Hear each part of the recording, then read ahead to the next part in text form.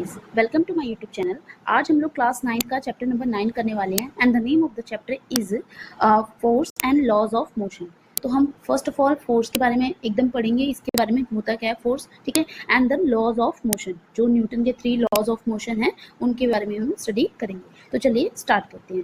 पहला आएगा आपका इंट्रोडक्शन। तो motion of an object is govern by the forces. अगर कोई भी चीज या तो वो मोशन में है, अगर हम उसको स्टॉप करना चाहते हैं तो भी हमें फोर्स, अगर हमें मतलब उसको स्टॉप करना है तो भी हमें फोर्स की रिक्वायरमेंट होती है।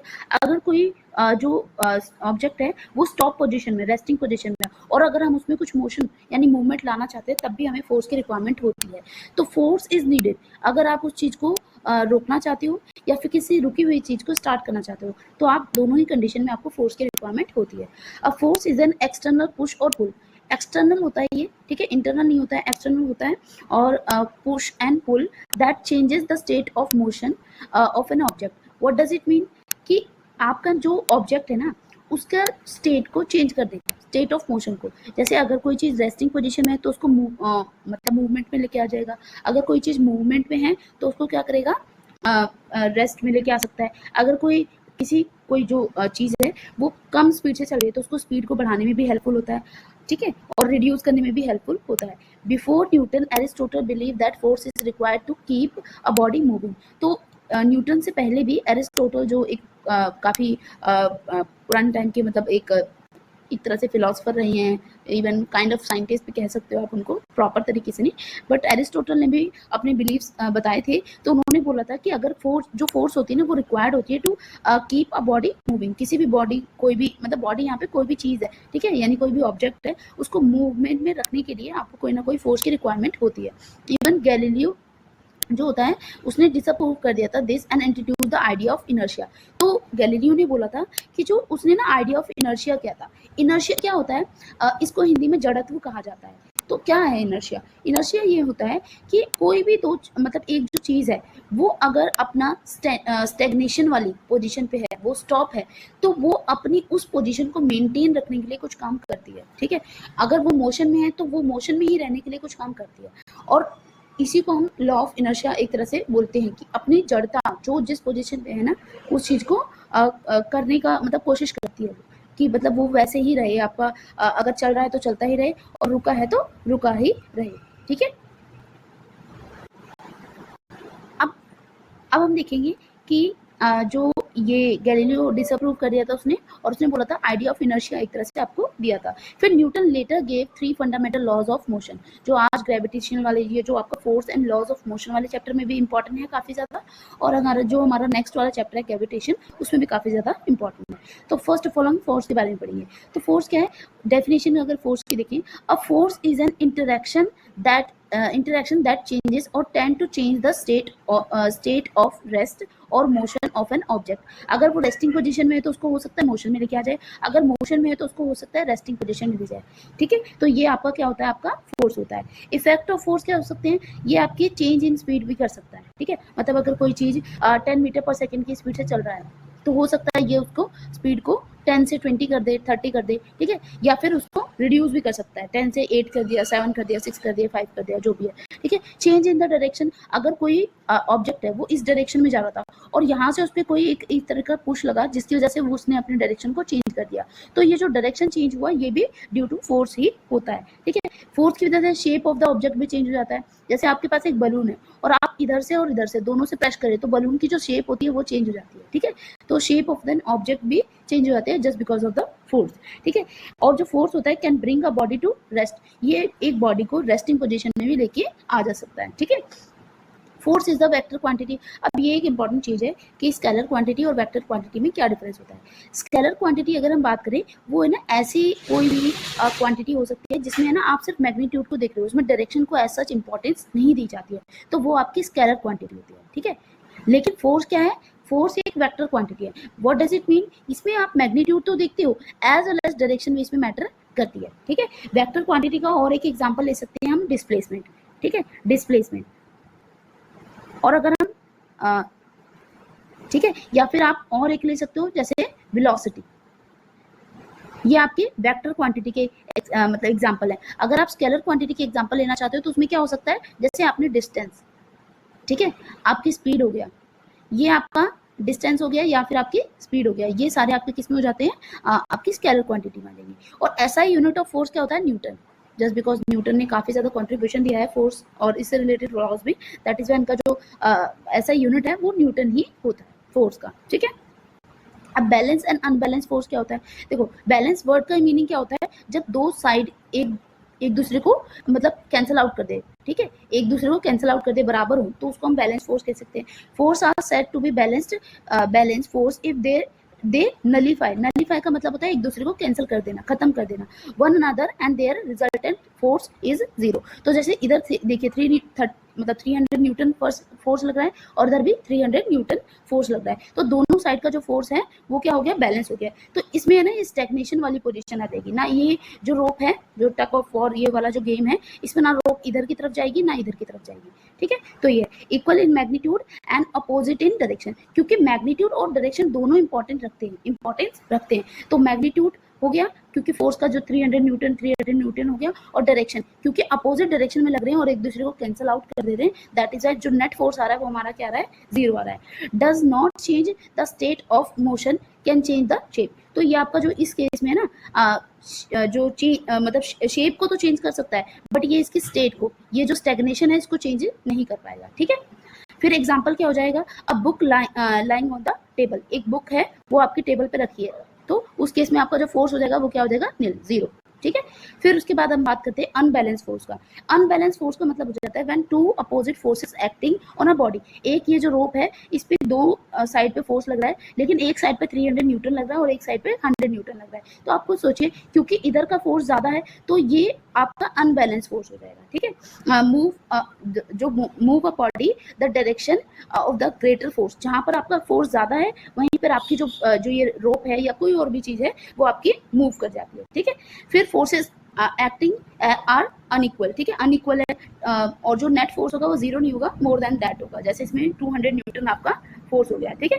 और प्रोड्यूस मोशन, अब इस केस में वहां पे क्या होता है, स्टेग्नेशन हो जाता था, स्टॉप हो जाता, बट यहाँ पे क्या होता है, मोशन प्रोड्यूस होता है, एज वेल एज ये एक्सेलरेट कर देता है ऑब्जेक्ट को, ठीक है, उसके एक्सेलरेशन भी हो सकता है, एक्सेलरेट कर देता है, बेसिकली उसमें मोशन आ जाता है, ठीक है। एग्जाम्पल टग ऑफ वॉर वाला हमारा जो ये एक आपको दिखा रखा है, ये हो सकता है वन टीम पुल्स हार्डर, तो बेसिकली जो टीम मतलब पुल हार्डर करती है, बेसिकली ज्यादा खींचेगी या ज्यादा फोर्स लगाती है, वो जो ये आपका रोप है ये उसी साइड को तरफ जाने लगता है, ठीक है। अब न्यूटन है उसके 3 लॉज ऑफ मोशन पढ़ते हैं। तो फर्स्ट लॉ क्या है, लॉ ऑफ इनर्शिया कहा जाता है इसको, this is the Newton's first law of motion. तो ये क्या बोलता है कि an object continue to remain at rest और in uniform motion in the straight line unless acted upon by the external unbalanced force. What does it mean कि जैसे देखिए अगर कोई चीज अपनी, जैसे ये स्टॉप वाली ये बस जो है बस मोशन में है, तो ये जो पर्सन है जो इस बस पे है या ट्रेन पे है वो भी मोशन में, उसकी बॉडी भी मोशन में। अब क्या होगा जब ये बस अचानक से ब्रेक होता है इसमें, तो जो ये आपका बस है वो अपनी पोजीशन में, मतलब क्या हुआ, उसकी पोजीशन एकदम से मतलब जो मोशन से स्टेग्नेशन पे आ गई, ठीक है, स्टॉप हो गई, रेस्टिंग पोजीशन पे आ गई, लेकिन जो बॉडी है वो मूव करती है, मतलब कर रही है, ठीक है। तो बेसिकली आपको यहाँ पे क्या होगा, इस कंडीशन में आपको थोड़ा सा बॉडी जो होगी वो रेसिस्ट करेगी, आपका मतलब स्टॉप होने से थोड़ा सा रेसिस्ट करने की कोशिश करेगी, ठीक है। इनर्शिया क्या होता है, एक तरह का रेस्ट, मतलब अपना जो पोजीशन है उसको मेंटेन रखने की कोशिश करेगी, ठीक है। तो body resist change from rest, dust fall, इसका और एग्जांपल ले सकते हैं, जैसे डस्ट होता है वो भी फॉल करेगा, ठीक है। पहले आप ये वाला देख लीजिए, इसमें क्या होगा, इस केस में जो पर्सन है उसको एक मतलब एक धक्का टाइप लगेगा, पुल एंड पुश वाला, वो एक तरह से फील करेगा, ठीक है। ऐसे ही आपका डस्ट आपको फॉल कराना है, तो आपने एक कारपेट लिया, कारपेट को आपने बीट करना स्टार्ट किया, जैसे उसको पीटना स्टार्ट किया विद द हेल्प ऑफ मतलब स्टिक ले लिया आपने, और उसे आपने उसको मतलब एक तरह से बीट करना स्टार्ट किया। अब उस केस में क्या होगा, देखो जो आपका ब्लैंकेट है या फिर आपको कुछ भी है, कारपेट है, उसमें बहुत सारे आपके सैंड के बहुत सारे पार्टिकल्स होंगे।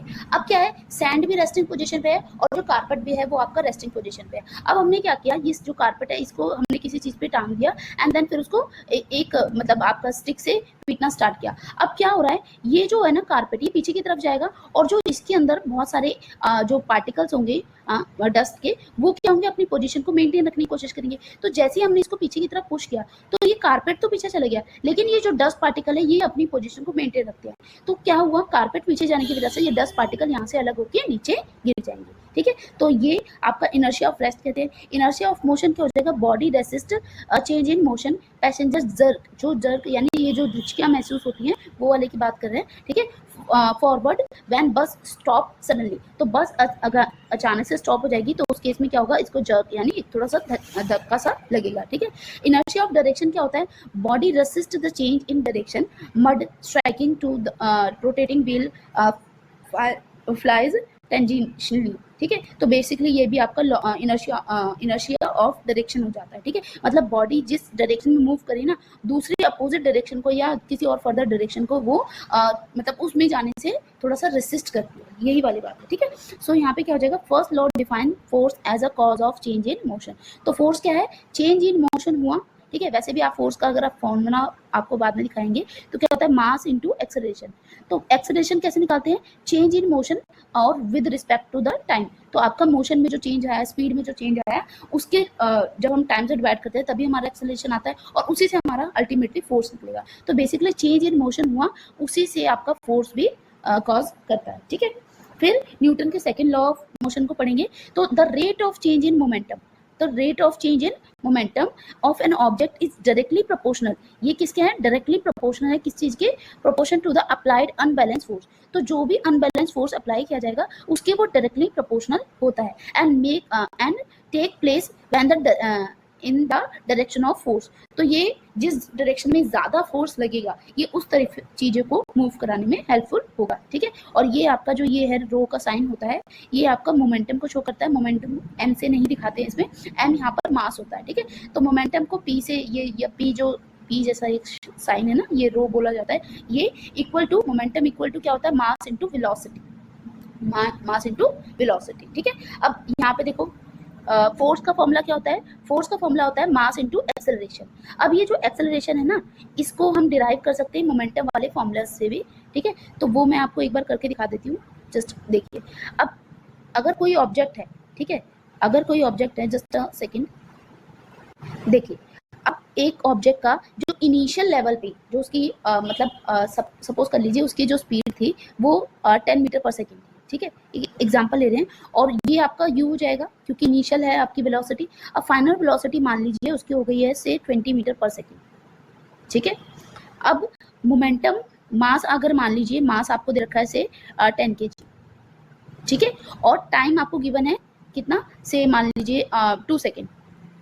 ठीक है, अब आपको अगर मोमेंटम बोला जाएगा तो मोमेंटम को p से यानी रो से डोनेट करते हैं, इसका फॉर्मूला होता है m इंटू वी।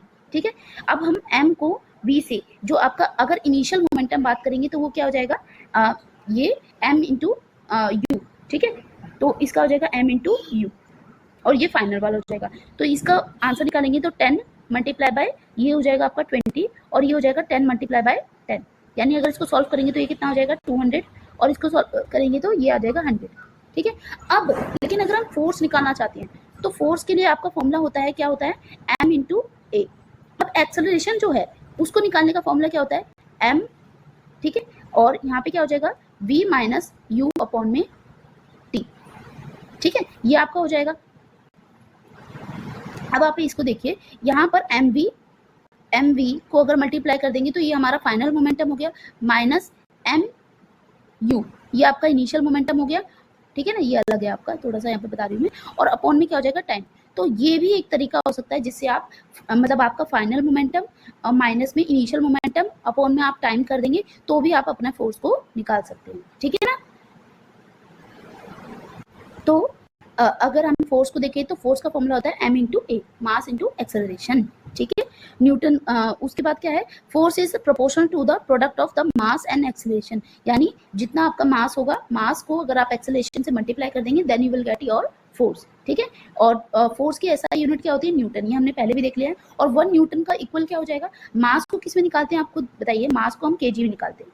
ठीक है, और हमारा जो एक्सेलरेशन होता है उसे मीटर पर सेकंड स्क्वायर में निकालते हैं, ठीक है। तो अगर हम न्यूटन 1 न्यूटन को देखें तो 1 न्यूटन क्या हो जाएगा, 1 न्यूटन इज इक्वल टू क्या हो जाएगा, केजी मल्टीप्लाई बाय मतलब एम मीटर पर सेकंड स्क्वायर, ठीक है ना। क्लियर है ये वाली बात। फिर न्यूटन के थर्ड लॉ, और यहाँ पे क्या है, एक आपको ये भी चीज देखनी है कि this law gives the quantitative measure of force. तो ये आपकी क्वांटिटेटिव मेजर ऑफ फोर्स को शो करता है, ठीक है। अब न्यूटन का थर्ड लॉ क्या है, ये बहुत ही सिंपल लॉ है, एवरी एक्शन। तो बेसिकली क्या है कि आपका न्यूटन का थर्ड लॉ क्या कहता है, every action has opposite equal and opposite reaction, ठीक है। जो भी एक्शन हम करते हैं उसका इक्वल एंड अपोजिट रिएक्शन होता है। सपोज कर लो बुलेट फायर करते हैं, मतलब एक आप गन में से आप बुलेट को फायर करते हैं, तो बुलेट इस डायरेक्शन में मूव करती है, ठीक है। और इसका जो ये हो गया आपका एक्शन, लेकिन इसके अपोज में आपको रिएक्शन भी देखने के लिए मिल जाता है, ठीक है। Action and reaction forces are on two different bodies, hence do not cancel out. तो ये अलग अलग बॉडी पे होते हैं और ये एक दूसरे को कैंसिल आउट नहीं करते हैं, ठीक है। एग्जाम्पल क्या हो जाएगा, जैसे ये अब अगर जो ये हिल है, तो हिल में क्या होता है, ये जो आपका टो वाला पार्ट है ये नीचे की तरफ एक्शन लगा रहा है और इसका अपोजिट क्या हो जा रहा है, रिएक्शन हो रहा है। ऐसे ही आपने एक बोर्ड पे हो, बोर्ड पे से आप आगे की तरफ जंप करते हो, तो ये आपका एक्शन को शो कर रहा है और जो बोट है ना वो पीछे की तरफ जाएगी, वो आपका रिएक्शन को शो कर रहा है, ठीक है।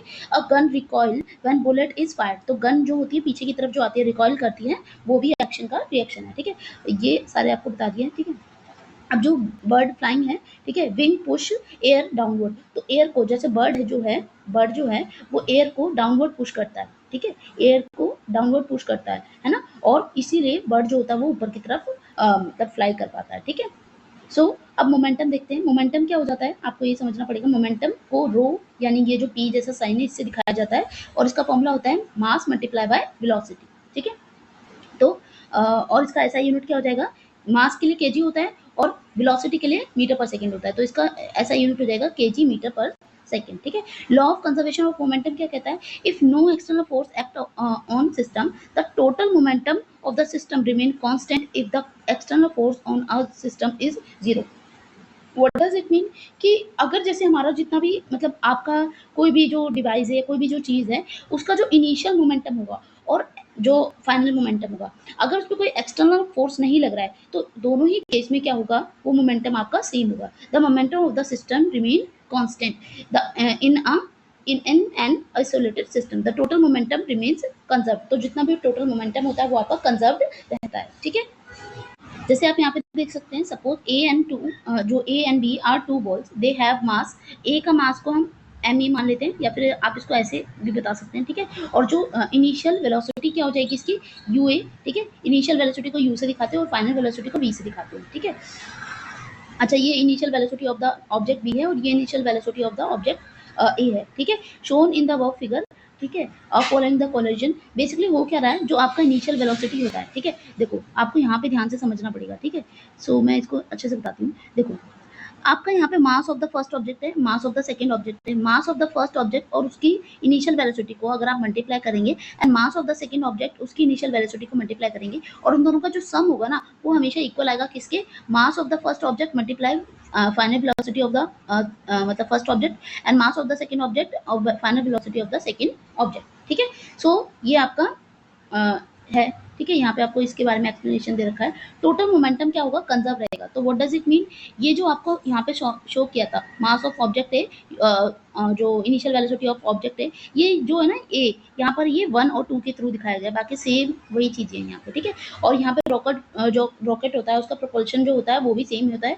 रॉकेट जैसे अगर आप मान लीजिए एक बलून है, ठीक है, बलून से आप समझिए, सपोज ये बलून है। अब बलून अगर मान लो बलून में से एयर जो है नीचे की तरफ प्रेशर कर दे, तो जो बलून है वो ऊपर की तरफ जाएगा। तो ये आपका एक तरह से रॉकेट प्रोपल्शन भी कह सकते हैं। रॉकेट भी सेम एक सिस्टम पे काम करता है। फायरिंग ऑफ अ बुलेट क्या होता है, बुलेट आगे की तरफ जाती है और जो गन होती है वो रिकॉइल करती है पीछे की तरफ को, ठीक है। Application of the laws of motion, first law का क्या एप्लीकेशन है, सीट बेल्ट इन कार। जैसे अगर हम देखें seat belt just because of traffic rules नहीं होती है, सीट बेल्ट आपको अपनी सेफ्टी के लिए भी रिक्वायर्ड होती है, क्योंकि जैसे ही अगर आप मान लीजिए कार स्पीड में है, ठीक है, कार स्पीड में आपकी बॉडी भी, क्योंकि आपकी बॉडी कार से जुड़ी हुई है और आपकी बॉडी भी एक स्पीड में है, तो फिर क्या होगा, अगर कार एक पॉइंट पे रुक गई, ठीक है। तो क्या होगा, आपकी बॉडी अपनी जो मेंटेन करने, अपनी जो स्पीड है उसको मेंटेन रखने की कोशिश करेगी, और इन दैट केस क्या होगा, आपको जर्क महसूस होगा। तो अगर वो जर्क से आप हो सकता है कि भाई आगे की तरफ मतलब टक्कर हो जाए आपका, ठीक है, बेसिक मे बी जो कार है वो कोलाइड कर जाए, या कुछ भी इस तरीके की कंडीशन होती है, तो आपको चोट लग सकती है। That is why seat belt जो होता है वो आपको पहनने के लिए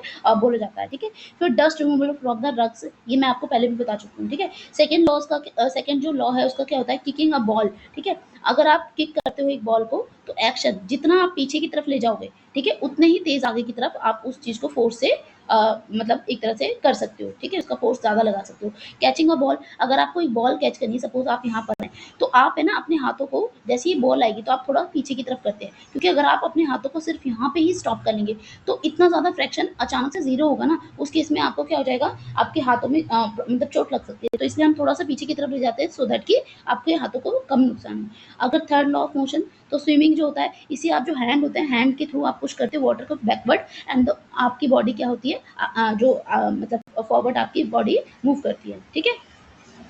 सेम आपका रोइंग ऑफ द बोट होता है, एज वेल एज अगर आप चलते हैं तो उसमें भी क्या होता है, ये सेम प्रिंसिपल ही अप्लाई होता है इन वॉकिंग, ठीक है। अब मोमेंटम की बात करें, product of the mass and velocity, this is your momentum. Simple definition में इंपॉर्टेंट टर्म जो आए हैं उसके बारे में देख रहे हैं। इम्पल्स क्या होता है, change in momentum produce by a force in a short time, एक शॉर्ट टाइम में कितना चेंज हुआ मोमेंटम में, दैट इज योर इम्पल्स, ठीक है। इनर्शिया क्या होता है, natural tendency of an object resist change in the state, अगर वो रेस्टिंग पोजीशन में है तो रेस्ट में रहने की कोशिश करेगा, अगर वो मोशन वाली पोजीशन में है तो मोशन में ही रहने की कोशिश करेगा। तो वो रेसिस्ट जो चेंज को करता है, दैट इज योर इनर्शिया, ठीक है।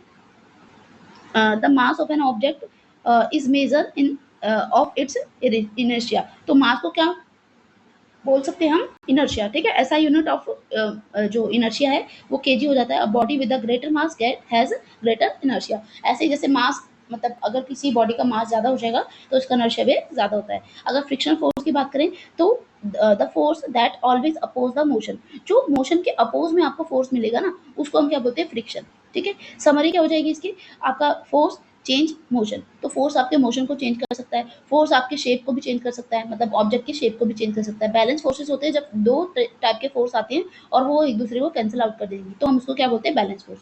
और अनबैलेंस फोर्स क्या हो जाता है, जब एक साइड का फोर्स जो होता है वो ज्यादा होता है और दूसरे का कम होता है, जैसे ये 200 न्यूटन हो गया और ये मान लीजिए 50 न्यूटन है, तो एक ये इस केस में है ना, जो कोई भी जैसे हमने टग ऑफ वॉर वाला देखा था, तो उसमें क्या होगा, जिस साइड फोर्स ज्यादा होगा तो जो मोशन होगा वो उसी साइड होने लग जाएगा, ठीक है। अब फोर्स न्यूटन के 3 लॉ हमने पढ़ लिए हैं, ठीक है। और फिर आपका सेकंड जो लॉ होता है, फर्स्ट लॉ क्या है, डिफाइन करता है इनर्शिया को। Second, quantitative definition of the force and momentum वाला जो बातें हुई थी वो इसमें हुई थी। और थर्ड लॉ क्या बोलता है, mutual interaction of the force, ठीक है। Momentum is conserve in an isolated system, जब तक एक्सटर्नल कोई फोर्स उस पर नहीं लगता है, ठीक है। तो यहाँ पे आपका ये चैप्टर कंप्लीट हो जाता है। Thank you.